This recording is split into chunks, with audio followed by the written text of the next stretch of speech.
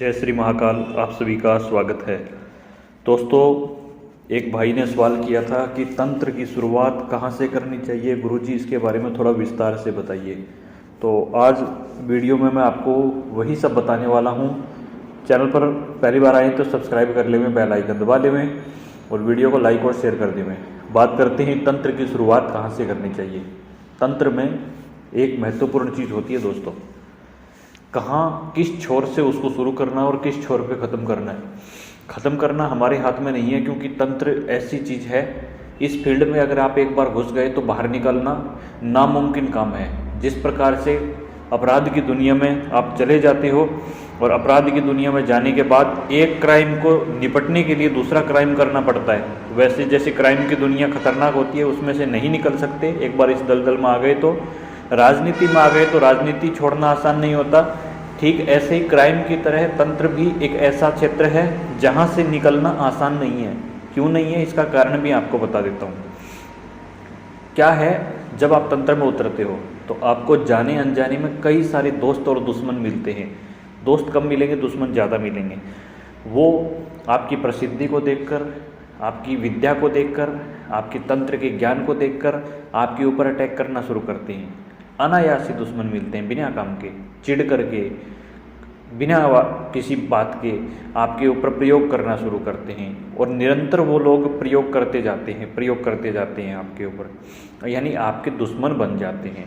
और बिना वजह के जो ऐसे दुश्मन मिलते हैं वो एक प्रतिद्वंद्विता की शुरुआत कर देते हैं। तो उससे निपटने के लिए आपको तंत्र में रहना पड़ता है। खुद का कवच लगाना, खुद का हित के लिए बहुत सारी चीज़ें करना, तंत्र काट करना, शत्रु बाधा से निपटना। तंत्र में एक से बढ़कर एक आपको फिर प्रक्रियाएं करनी पड़ती हैं। इसलिए तंत्र का दलदल ऐसा होता है, जो एक बार उतर गया उसको ये करना ही पड़ता है। और वही सब कहानी यही है कि भाई इसका कोई छोर ख़त्म नहीं होता। अब बात करते हैं कि शुरुआत कहाँ से होती है। तो तंत्र में शुरुआत जो सही व्यक्ति रहेगा, जो वास्तविक रूप से इस विचारधारा में काम करेगा, वो व्यक्ति तंत्र की शुरुआत हमेशा कहाँ से करेगा? गणपति से करता है। जो सही व्यक्ति रहता है, जो गुरु के योग्य व्यक्ति रहता है, गुरु के सानिध्य में काम करने वाला होता है, वो हमेशा गणपति से शुरुआत करता है।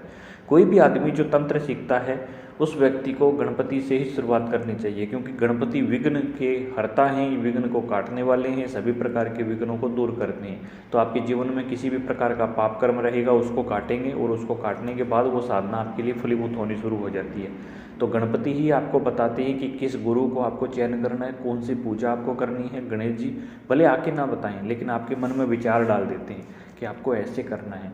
इसलिए जब भी हम कोई शुरुआत करते हैं तो हमें पहले गणेश साधना करना उचित माना जाता है।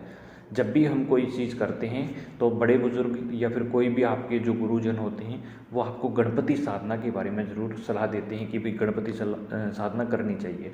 तो शुरुआत होती है तंत्र की गणपति साधना से। उसके बाद आपको गणपति साधना करने के बाद एक पुरुष चरण, यानी गणपति साधना कितना करना चाहिए? कम से कम 1.25 लाख जाप गणेश जी के किसी भी मंत्र का करना चाहिए।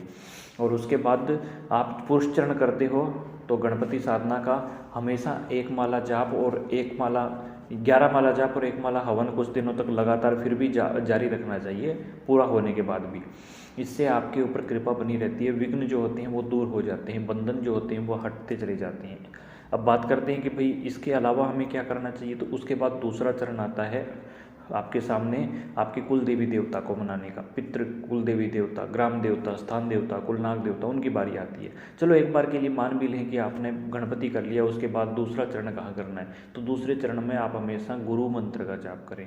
दूसरा चरण गुरु मंत्र का आता है, और गुरु मंत्र जो गुरु कोई भी मंत्र देता है उससे वो चीज़ अपने आप सामने आई जाती है कि भाई कुल देवता ठीक नहीं है तो कुल देवता को सही करो, ग्राम देवता ठीक नहीं है तो उनको करो। उन सब का तो भोग पूजन के माध्यम से भी समाधान हो जाता है।